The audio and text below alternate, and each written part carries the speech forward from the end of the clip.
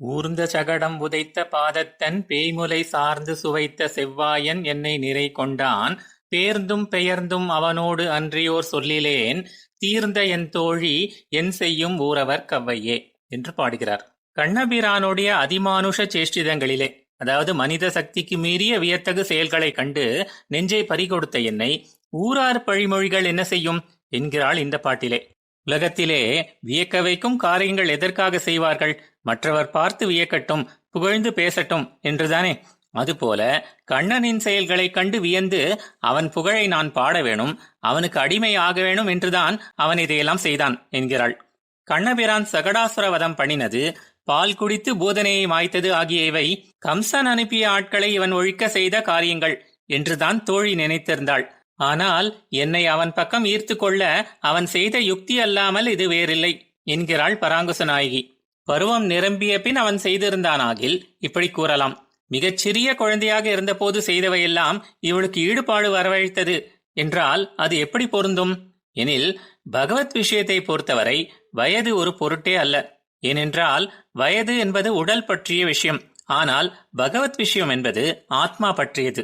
எந்த வயதிலே செய்திருந்தாலும் அவன் சுவாமி, இவள் அடியவள். ஜீவாத்மாவாகிய இவளுக்கு ஈடுபாடு ஏற்படுத்தி சேர்த்து கொள்வதே பரமாத்மாவான அவனுடைய இருப்புக்கு அடிப்படை காரணம். நந்தகோபன் கிரகத்திலே ஒரு வண்டியின் கீழே யசோதையானவள் கண்ணனை தொட்டிலிட்டு கண் வளர்த்து யமுனையில் நீராடப் போனாள். கம்சனால் ஏவப்பட்ட அசுரன் ஒருவன் அந்த சகடத்திலே வந்து ஆவேசித்து ஸ்ரீ கிருஷ்ண சிசுவின் மேல் விழுந்து கொல்ல முயல, பாலுக்கு அழுகிற பாவனையிலே பகவான் தன்னுடைய சிறிய திருவடிகளை மேலே தூக்கி உதைத்து அந்த சகடத்தோடு சேர்த்து அசுரனை அழித்தான் என்பது ஊர்ந்த சகடம் உதைத்த வரலாறு. அதே போல கிருஷ்ண சிசுவை கொல்ல கஞ்சன் ஏவின அசுரர்களில் ஒருத்தியான பூதனை என்னும் ராட்சசி நல்ல பெண் உருவத்தோடு இரவிலே திருவாய்ப்பாடிக்கு வந்து அங்கு தூங்கிக் கொண்டிருந்த கிருஷ்ண சிசுவை எடுத்து தனது நஞ்சு தீற்றிய முலை கொடுத்து கொல்ல முயல, பகவான் ஆகிய குழந்தை பால் உண்ணுகிற பாவனையிலே அவளுடைய உயிரையும் சேர்த்து உறிஞ்சி அவள் இறக்கும்படி செய்தருளினான் என்பது பேய்முலை சுவைத்த வரலாறு. குழந்தைகள் பால் குடித்து முடித்தவுடன் தாய்க்கு நன்றி தெரிவிக்கும் விதத்திலே சிரிப்பது போல பூதனை அரக்கியே ஆனாலும் தாய் வடிவம் எடுத்து வந்ததால் கண்ணனும் அவளை பார்த்து புன்முறுவல் புரிந்தானாம். அதைத்தான் செவ்வாயன் என்று ஆழ்வார் குறிப்பிடுகிறார். இப்படி நலிவதற்காகவே ஊர்ந்து வந்த சகடத்தை பொடிப்படுத்தின திருவடிகளை உடையவனும் பூதனை முலையை மனம் பொருந்தி பசையற உண்ட செவ்விய வாயை உடையவனுமாகிய எம்பிரான் அந்த செயல்களால் என்னுடைய ஸ்திரீத்வ பூர்த்தியை அபகரித்தான். தன்னுடைய ஒரே செயலின் மூலம் 2 பெண்களை கொன்றுவிட்டான் என்கிறாள்.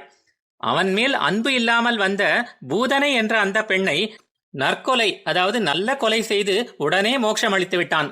ஆனால் அவனையே விரும்பி காத்து கிடக்கும் பராங்குச நாயகி என்ற இந்த பெண்ணை பிரிவு துயரால் சிறுக சிறுக சாகடித்து உயிர்கொலை செய்கிறானே, இது நியாயமா? என்னை விட அவளுடைய நிலை எவ்வளவோ மேல் என்கிறாள்.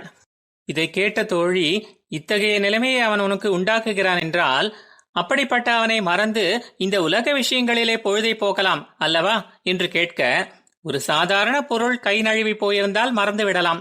ஆனால் உயிரிலும் மேலான வஸ்து ஒன்று பிரிந்து சென்றால் அதை மறக்க முடியுமா?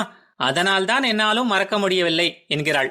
அவனை மனதளவிலே பிரிந்தால்தானே நினைவு கூர்ந்து பின்பு மறுபடியும் மறக்க நேரும். நான் தான் அவனை பிரிந்ததாகவே நினைக்கவில்லையே, பின்பு எப்படி மறப்பேன் என்கிறாள். அவன் வந்தபோது நீ என்ன கூறினாய்? சர்வலோக நாயகனான அவனே உன்னை தேடி வந்திருக்கிறான், ஆகவே அவனை நினைத்திரு என்றாய். பின்பு அவன் பிரிந்து சென்ற போது இனி வருவானோ என்னமோ, அவனை மறந்துவிடு என்று பாசாங்கு செய்தாய். இப்படி போயும் வந்தும் என்று எல்லா விதத்திலும் அவனை நினை, அவனை மற என்று அவன் அவன் என்று அந்த எம்பெருமான் விஷயமான பேச்சு தவிர வேறொரு பேச்சு நீ கூறி நான் கேட்கவில்லையே. பெரிய திருமொழியிலே ஏது செய்தால் மறக்கேன் என்கிறபடி அவனைத் தவிர வேறு பேச்சோ நினைவோ இல்லை எனில் பின்பு எதை செய்து அவனை மறப்பேன்? அதனால்தான் மறக்க முடியவில்லை என்றிட, அதை கேட்ட தோழி மகிழ்ந்து, பரவாயில்லையே, உன்னை அவனோடு சேர்த்து வைக்க நான் பாடுபட்டது வீண் போகவில்லையே. ஒரு பேச்சுக்கு அவனை மறந்துவிடு என்று கூறினேன், ஆனால் அதை கூட உன் மனம் ஏற்கவில்லை. அந்த அளவுக்கு அவன் உன்னுள் புகுந்திருக்கிறான் என்று கூறிய தோழியின் உண்மை மனதை புரிந்து கொண்ட பராங்குச நாயகி, எனக்கு நன்மை தேடுவதிலேயே அற்று தீர்ந்திருக்கிற என்னுடைய தோழியே, என்னுடைய தாயும் மற்றவர்களும் கூறுகிற அதே புத்திமதிகளை நீயும் கூறியதால் நீயும் அவர்களைப் போல அவனிடமிருந்து என்னை பிரித்து வைக்க எண்ணுகிறாய் என்று நான் நினைத்து விட்டேன். ஆனால் நீ அப்படி இல்லை. அசோகவனத்தில் அனுமனை கண்ட சீதை இவன் ராவணன் அனுப்பிய ஆளாயிருக்குமோ என்று முதலில் சந்தேகம் கொண்டாள். அதன் பின்புதான் இவன் ராமனிடமிருந்து வந்தவன் என்று அறிந்து கொண்டு அவனை கொண்டாடினாள். அந்த ஹனுமனைப் போல நீ எனக்கு இருக்கிறாய், அந்த எம்பெருமானோடு சேர்த்து வைக்கத்தான் முயல்கிறாய் என்றவுடன் அதை கேட்ட தோழி, ஆமாம், நீ கூறியது சரிதான்.